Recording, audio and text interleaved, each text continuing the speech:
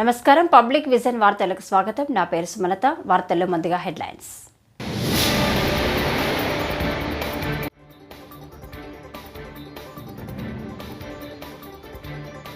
విజయవాడ నుంచి ఢిల్లీకి IndiGo service కేంద్ర మంత్రి రామ్మోహన్ నాయుడు ప్రారంభించారు.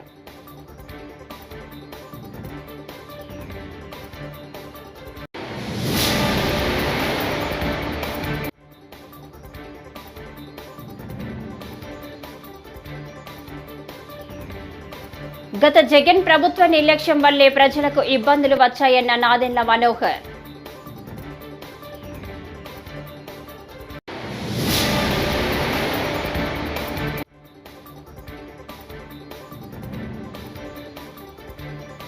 ఏలేరు వరదలు మ్యాన్ మేడ్ మిస్టేక్ అన్న జగన్ కరెక్టే, అది జగన్ మేడ్ మిస్టేక్ అన్న సోమిరెడ్డి.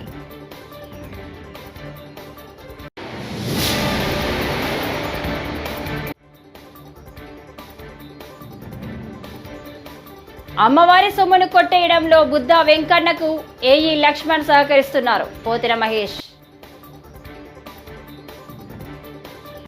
ఇక డీటెయిల్స్ చూస్తే, వైసీపీ అధినేత జగన్ పై ఏపీ పౌర సరఫరాల మంత్రి నాదెండ్ల మనోహర్ తీవ్ర వ్యాఖ్యలు చేశారు. వరదలు వర్షాలతో భారీ నష్టం వాటిల్లిందని, లక్షలాది మంది ప్రజలు ముంపు బారిన పడ్డారని, ఇలాంటి సమయంలో ప్రభుత్వంపై జగన్ విమర్శలు చేయడం సిగ్గుచేటని అన్నారు. ఒక మాజీ ముఖ్యమంత్రిగా క్షేత్రస్థాయిలో ప్రజలను ఆదుకోకపోగా ప్రభుత్వంపై బురద చల్లుతున్నారని మండిపడ్డారు. జగన్ 5 ఏళ్ల పాలనే రాష్ట్రానికి అతిపెద్ద విపత్తు అని చెప్పారు. ముఖ్యమంత్రి చంద్రబాబు 74 ఏళ్ల వయసులో తన అనుభవంతో విపత్తు నుంచి ప్రజలను గట్టెక్కించారని కొనియాడారు. భిన్నంగా ప్రజలకి అండగా నిలబడాల్సిన సందర్భంలో కేవలం విమర్శలకే గురి చేయడం, రాష్ట్ర ప్రభుత్వం అందిస్తున్న వరద సహాయాన్ని చులకనగా క్షేత్రస్థాయిలో ప్రజానికానికి అందించాల్సిన బాధ్యత వారు కూడా తీసుకుంటే బాగుంటుందనే ఆలోచన లేకుండా మాట్లాడడం చాలా బాధాకరం. విజయవాడ నగరంలో 2 సార్లు పర్యటించారు. నిన్న పిఠాపురంకి వెళ్ళారు, కాకినాడలో. మ్యాన్ మేడ్ డిజాస్టర్ అని ప్రతి చోట ఇది ఒక ఊత పదంలాగా అయిపోయింది ఆయనకి. అసలు గత 5 సంవత్సరాల్లో జగన్మోహన్ రెడ్డి గారి పరిపాలనే మన రాష్ట్రానికి అతిపెద్ద విపత్తు. ఊహించని విధంగా వీళ్ళు వ్యవస్థలు నాశనం చేసి కనీసం ఇరిగేషన్ శాఖ పైన, క్షేత్రస్థాయిలో ఉన్న వ్యవస్థలపైన అధ్యయనం చేసుకుని బడ్జెట్ అలొకేషన్లు కూడా చేయకుండా సర్వనాశనం చేసిన జగన్మోహన్ రెడ్డి గారు ఈ రోజున అధికారంలో ఉన్న కూటమి ప్రభుత్వం కేవలం 3 నెలలు అయింది మేము అధికారంలోకి వచ్చి. 3 నెలలకే మీకు ఇంత ఏడుపులు ఉంటే ఎట్లా? ఇంకా 57 నెలల్లో అసలు మీ ఏడుపు ఏ స్థాయికి వెళ్తుందో మాకు ఆశ్చర్యం కలిగిస్తుంది. అసలు మీలో స్పందించే మనస్తత్వం ఏదని నేను అడుగుతున్నాను. ఏ విధంగా పవన్ కళ్యాణ్ గారు నిలబడి రాష్ట్రంలో ఒక ఆదర్శవంతంగా 400 పంచాయతీలకి ₹1,00,000 విరాళం ఇచ్చి తెలుగు రాష్ట్రాలకి ₹1,00,00,000 చొప్పున విరాళం. విజయవాడ దుర్గా అమ్మవారి ఆలయంలో కూటమి నేతలు పార్కింగ్, టోల్ ఫీజులు వసూలు చేస్తూ 4 కోట్ల అవినీతికి పాల్పడ్డారని వైసీపీ నేత పోతిన మహేష్ ఆరోపించారు. కనకదుర్గ రోడ్డులో షాపుల అద్దె పేరుతో మరింత కొట్టేయడానికి రెడీ అయ్యారని చెప్పారు. దీనంతటికీ మాజీ ఎమ్మెల్సీ బుద్ధా వెంకన్న కారణమని అన్నారు. కాంట్రాక్టు పూర్తయిన తర్వాత మళ్లీ 10% పెంచి సదరు కాంట్రాక్టర్కు కాంట్రాక్టు ఇవ్వాలని, కానీ అలా చేయకుండా ఫ్రీగా టోల్ వసూలు చేసుకునేలా జీవో ఇచ్చారని అన్నారు. ఫ్రీగా వసూలు చేసుకున్న ₹2 కోట్ల పైగా సొమ్మును కాంట్రాక్టర్ నుంచి ఎందుకు వసూలు చేయలేదని ప్రశ్నించారు. వెంకన్న ఒకటి, పార్కింగ్ కాంట్రాక్టులో అసలు 6 నెలల పాటు ఎటువంటి కాంట్రాక్ట్ రుసుము అమ్మవారి ఆలయానికి చెల్లించకుండా ఫ్రీగా భక్తుల దగ్గర నుంచి పార్కింగ్ ఫీజు, టోల్ ఫీజు వసూలు చేసుకోమని కోట్ల రూపాయలు అమ్మవారి భక్తుల దగ్గర నుంచి కొట్టేయడానికి నిన్ననే 9వ తారీఖున ఒక ఆర్డర్ ఇచ్చారు ఎండోమెంట్ కమిషనర్ గారు. ఒకటి. రెండోది, కనకదుర్గా నగర్లో 24 షాపులు కంట, షాపులు కనకదుర్గానగర్లోనే రోడ్డుకి అవతల నుంచి రోడ్డుకి యువతలకి మొత్తం కలిపి రోడ్డు వెడల్పు కూడా మీకు తెలుసు కదా, గట్టిగా 20 అడుగులు ఉండదు.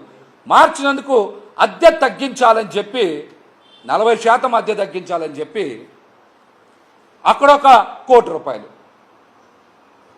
మొత్తం కలిపి ₹4 కోట్ల పైగా అమ్మవారి సొమ్ముని కొట్టేయడానికి అనుమతులైతే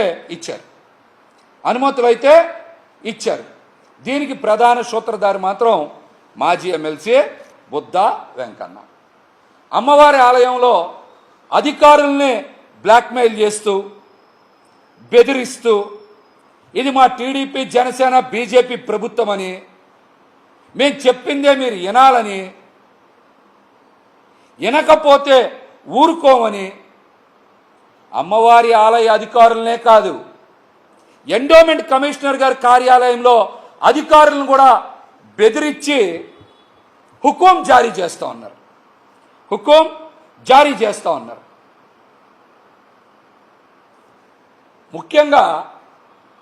ముఖ్యంగా ఆలయ అధికారులు కూడా ఒక మాట చెప్పాలి.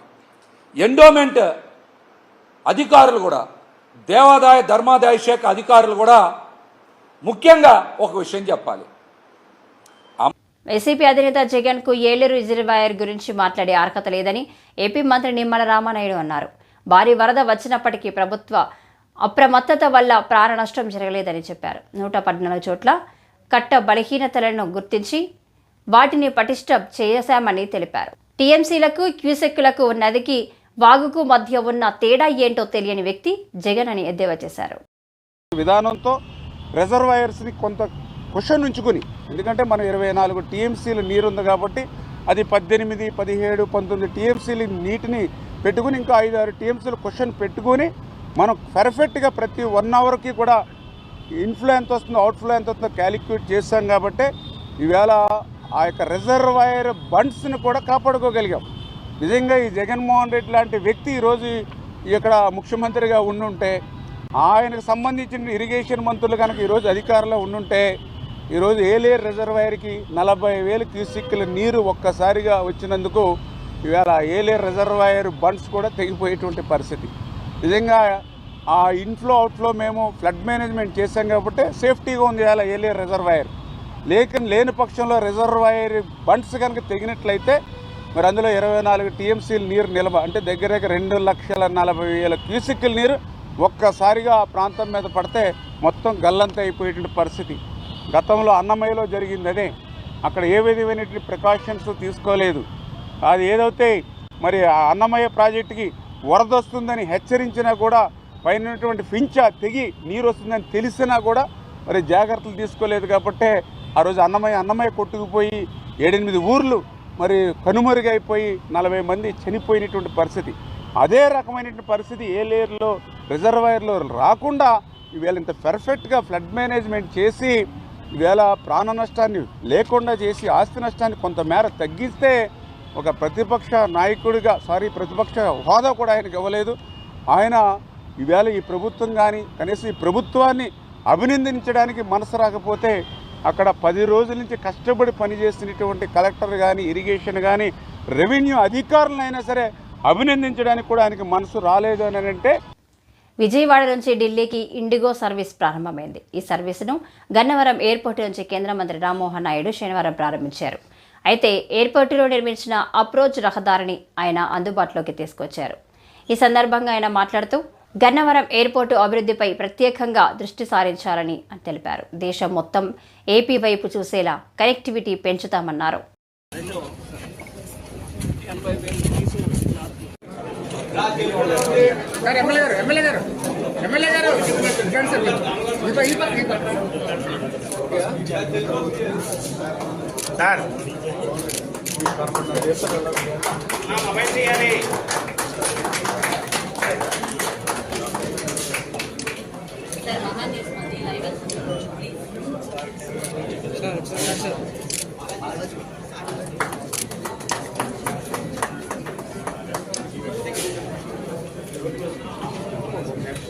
విజయవాడ ఎయిర్పోర్ట్ కి సంబంధించి ఒక 2 కార్యక్రమాలు పెట్టుకున్నాం.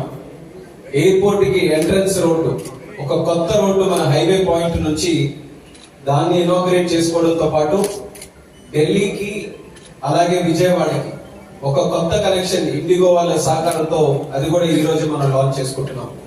ఈ 2 కార్యక్రమాలకి కూడా విచ్చేసి వేదికను అలంకరించినటువంటి పెద్దలు, రాష్ట్ర మంత్రివర్యులు సోదరులు కొల్లు రవీంద్ర గారు, అలాగే స్థానిక పార్లమెంటు సభ్యులు ఎంపీ మచిలీపట్నం బాలశౌరి గారు, అలాగే ఎమ్మెల్యే గన్నవరం యార్లగడ్డ వెంకట్రావు గారు ఈ రోజు ప్రత్యేక ఆకర్షణగా ఈ కార్యక్రమానికి విచ్చేసి 4 నిమిషాలు మనతో పాటు పంచుకొని ఈ కార్యక్రమాన్ని విజయవంతం చేయడానికి సహకరించిన మన మైసూరు నుంచి విచ్చేసినటువంటి యువరాజు ఎంపీ యదువీర్ గారు, అలాగే ఇన్ఫ్రాస్ట్రక్చర్ అండ్ ఇన్వెస్ట్మెంట్స్ మన సెక్రటరీ గారు సురేష్ గారికి, అలాగే ఎయిర్పోర్ట్ డైరెక్టర్ గారికి, చాలా మంది పెద్దలు ఎయిర్పోర్ట్ అథారిటీ ఆఫ్ ఇండియా నుంచి వచ్చారు, మన పోలీస్ యంత్రాంగం ఉన్నారు, అలాగే ఎంతో మంది పబ్లిక్ వచ్చారు.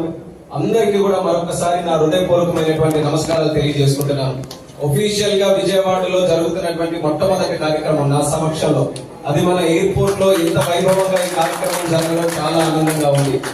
నేను సివిల్ ఏవియేషన్ మినిస్టర్ గా అయినప్పటి నుంచి దేశంలో ఎన్నో ఎయిర్పోర్ట్లు ఉంటే ప్రధానంగా దృష్టి పెట్టినటువంటి ఎయిర్పోర్ట్ మన విజయవాడ ఎయిర్పోర్ట్ అనేది కూడా తెలియజేసుకుంటున్నాను.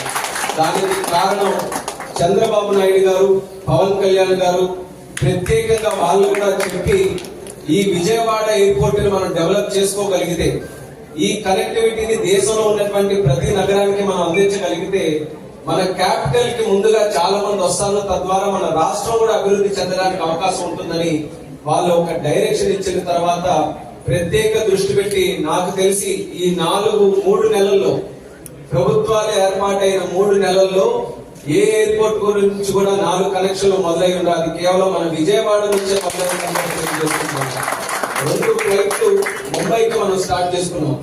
ఒక ఫ్లైట్ ముందుగా చిన్న ఫ్లైట్ ATR ఉంటే దాన్ని అప్గ్రేడ్ చేసి ఎయిర్ బస్ కింద బెంగళూరు కి కొత్త ఫ్లైట్ మనం స్టార్ట్ చేశాం. ఈ రోజు తమ నాయకుడు ముఖ్యమంత్రి రేవంత్ రెడ్డిని తిడితే కాంగ్రెస్ పార్టీ కార్యకర్తలు తిట్టిన వాళ్ల నాలుకలు కోస్తారని ఆ పార్టీ సీనియర్ నేత జగ్గారెడ్డి అన్నారు. కేటీఆర్ కాదు, ఆయన బాబు కేసీఆర్ నాలుక కూడా కోస్తామని హెచ్చరించారు. రేవంత్ పై కేటీఆర్ తీవ్ర వ్యాఖ్యలు చేసిన నేపథ్యంలో జగ్గారెడ్డి ఈ మేరకు స్పందించారు. ప్రశాంతంగా ఉన్న హైదరాబాద్ను చెడగొట్టాలని చూస్తున్నారంటూ బీఆర్ఎస్ పై మండిపడ్డారు. దేవుని సన్నిధిలో కాలం గడుపుతుంటే వీళ్ళు పనికిమాల పంచాయతీ పెట్టి హైదరాబాద్లో మీరేమో మళ్ళీ ఉల్టా, అరే పోలీసులు మండపాల దగ్గర జాగ్రత్తలు తీసుకోవాలా, ఈ బీఆర్ఎస్ వాళ్ళ పంచాయతీ చూసుకుంటే కూర్చోవాలా? అసలు ఇంతన్నా కామన్ సెన్స్ ఉందా? ఏమన్నా కామన్ సెన్స్ ఉందా? వీళ్ళకు తెలివి ఉందా? వీళ్ళకు ఏమన్నా కామన్ సెన్స్ ఉందా? నవరాత్రి వినాయక చవితి నవరాత్రి ఉత్సవాలు హైదరాబాద్లో జరుగుతుంటే ఈ ఈ పంచాయతీలు ఇప్పుడు అవసరమా బీఆర్ఎస్లకు?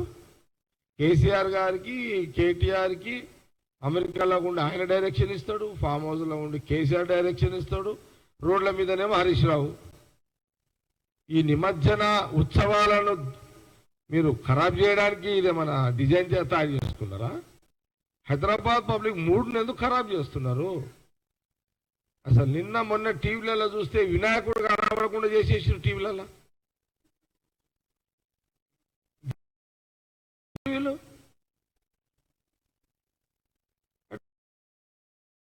రోజులు కూడా ఈ నవరాత్రి ఉత్సవాల దేవుని ముఖం టీవీలలో చూడద్దా? అసలు రోజు ఖైరతాబాద్ వినాయక మండపానికి భక్తులు దర్శనానికి వస్తుంటే టీవీలలో ప్రసారాలు వచ్చేటి బంద్ అయిపోయినాయి. టీవీలలో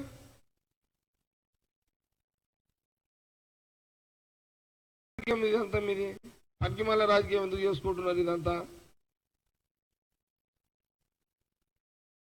కొంపల్లి మునిగిపోయేది ఉన్నది. ఇప్పుడు పోలీస్ అంతా వాళ్ళు పాపము రాత్రి పగలు ఏ గవర్నమెంట్ ఉన్నది, మా గవర్నమెంట్ ఉన్నది, ఏ గవర్నమెంట్ ఉన్నా అసలు ఈ 15-20 రోజులు పోలీసు వాళ్లకు నిద్రలు ఉన్నాయి, భార్య పిల్లలు ఉండరు. వాళ్ళకు మండపాల దగ్గర ఎలాంటి చిన్న సంఘటన జరిగినా ఏదన్నా జరగడానికి జరిగితే బర్నింగ్ అయిపోతే కాలిపోతుంది. అసలు పోలీసు వాళ్ళు ఇది చూడాలా, మీ పంచాయతీలు చూడాలా? ఇంత కూడా మీకు తీసుకురావు నీకు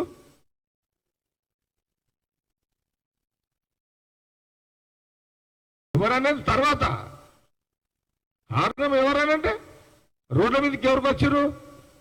కేసీఆర్ ఫ్యామిలీ వచ్చింది కదా. ఏలేరు వరదలు ప్రకృతి వైపరీత్యం కాదని మ్యాన్ మేడ్ మిస్టేక్ అని వైసీపీ అధినేత జగన్ వ్యాఖ్యానించిన సంగతి తెలిసిందే.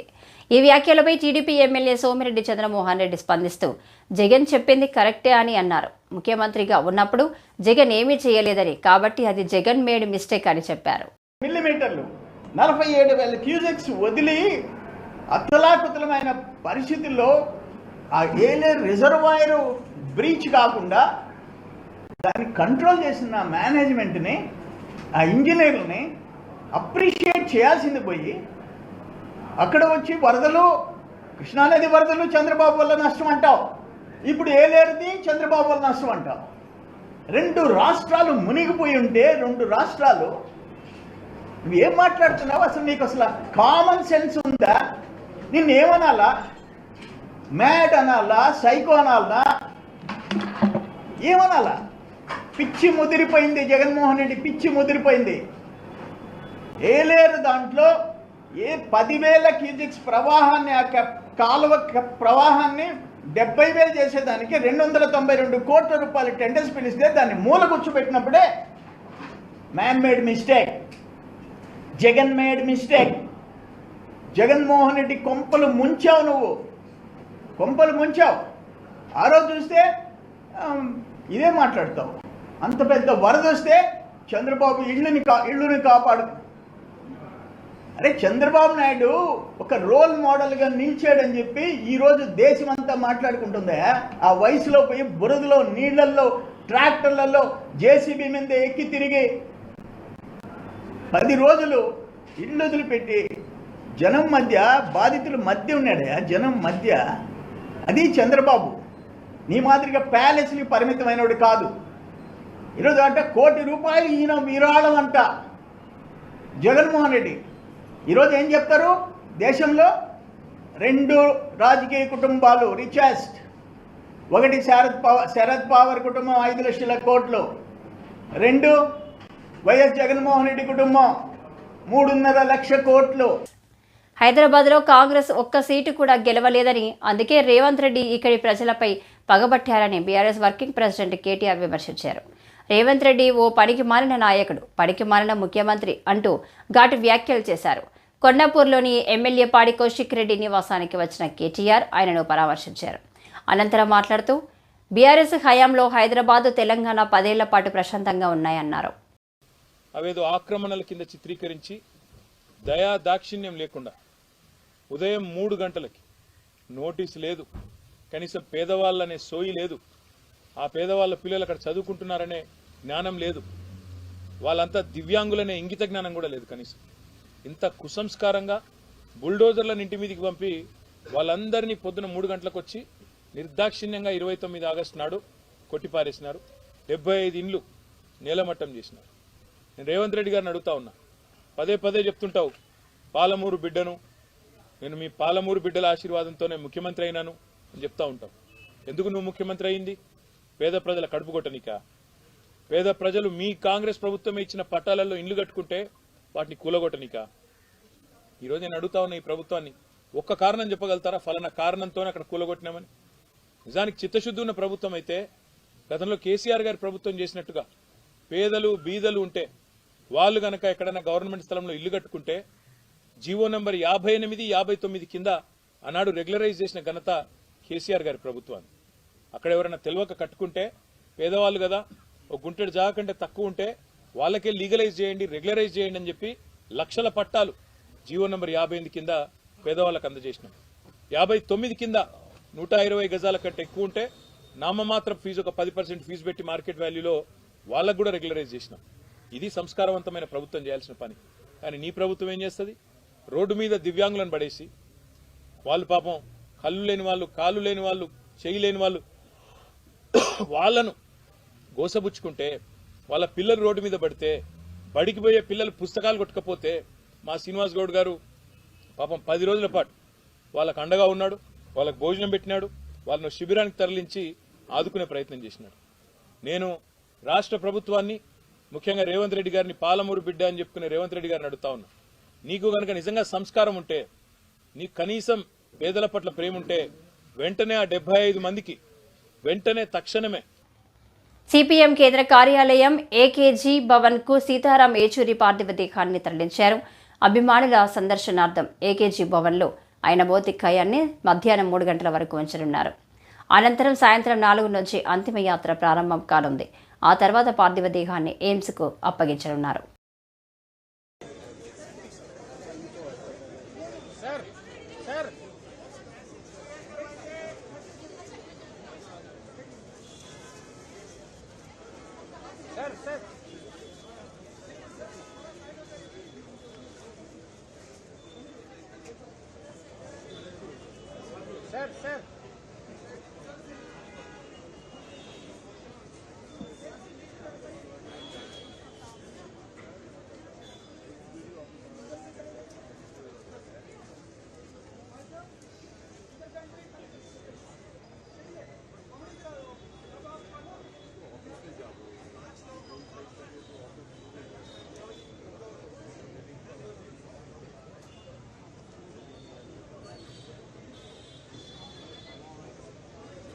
పుట్టపర్తి మున్సిపాలిటీ పరిధిలోని కర్ణాటక నాగేపల్లి వద్ద నూతనంగా ఏర్పాటు చేస్తున్న ఇంటర్నేషనల్ బ్యూటీ పార్లర్ను రద్దు చేయాలని స్థానిక నాయి బ్రాహ్మణ సంఘం నాయకులు మున్సిపల్ కమిషనర్ ప్రహ్లాదకు వినతి పత్రం సమర్పించారు.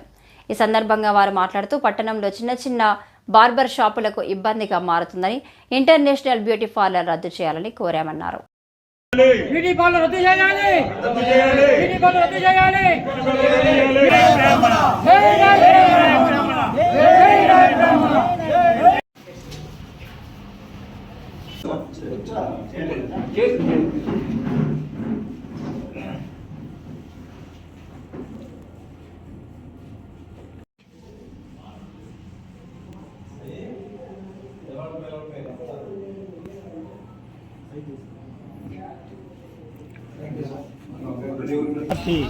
మున్సిపాలిటీ పరిధిలోని నాయ బ్రాహ్మణ సంఘం తరఫున మేము తెలియజేయడమనగా, ఎక్కడో చెన్నై నగరం నుంచి కార్పొరేట్ స్థాయిలో ఇక్కడికి వచ్చి నాయ బ్రాహ్మణులు నిర్వహించుకునేటువంటి సెలూన్లను కార్పొరేట్ స్థాయిలో ఇక్కడ నిర్వహించే దానివల్ల ఈ చుట్టుపక్కల సుమారు దరిదాపు 400 కుటుంబాలు, నాయ బ్రాహ్మణ కుటుంబాలు వాళ్ళ వాళ్ళ తండ్రి గారి నుంచి, తాతగారి నుంచి సంక్రమించినటువంటి కులవృత్తిని చేసుకొని దానితో జీవనాధారం చేసుకుంటున్నారు. ఏదో రోజుకు 500లో 300లో సంపాదించుకొని వాళ్ళ కుటుంబాన్ని పోషించుకుంటున్నారు. ఇలాంటి తరుణంలో వీళ్ళ పొట్ట కొట్టడానికి కోసం కార్పొరేట్ స్థాయిలో ధనవంతులైనటువంటి కొందరు వ్యక్తులు పుట్టపర్తి మున్సిపాలిటీ పరిధిలోకి ఇచ్చేసి ఇక్కడ కొంతమంది నాయ బ్రాహ్మణ కులవృత్తిని ఆధారంగా చేసుకుని బతికే వాళ్ళ పొట్ట కొట్టడానికి నాయ బ్రాహ్మణ సెలూన్ సంస్థలను కార్పొరేట్ స్థాయిలో స్థాపించి వాళ్ళ జీవన విధానానికి భంగం కలిగిస్తున్నారు. కాబట్టి ఇది నాయ బ్రాహ్మణ సంఘం తరఫున మేమంతా ఖండిస్తున్నాం. దీనిపైన జిల్లా కలెక్టర్ టిఎస్ చేతన్ గారు కానీ, మున్సిపాలిటీ కమిషనర్ కానీ దీనిపైన చర్యలు తీసుకొని ఇక్కడ స్థానికంగా తాత ముత్తాతల కాలం నుండి తమ కులవృత్తిని చేసుకుని జీవనాధారం పొందుతుంటే వారి పొట్ట కొట్టకుండా వారిని జీవనోపాధి కలిగించేందుకు వాళ్ళకి రక్షణ కల్పించవలసిందిగా కార్పొరేట్ సంస్థలైనటువంటి వారిని ఇక్కడి నుంచి తరిమివేయవలసిందిగా మేము అధికారులకు ఇందు మూలంగా మేము తెలియజేసుకొని ప్రార్థిస్తున్నాం, విన్నవిస్తున్నాం.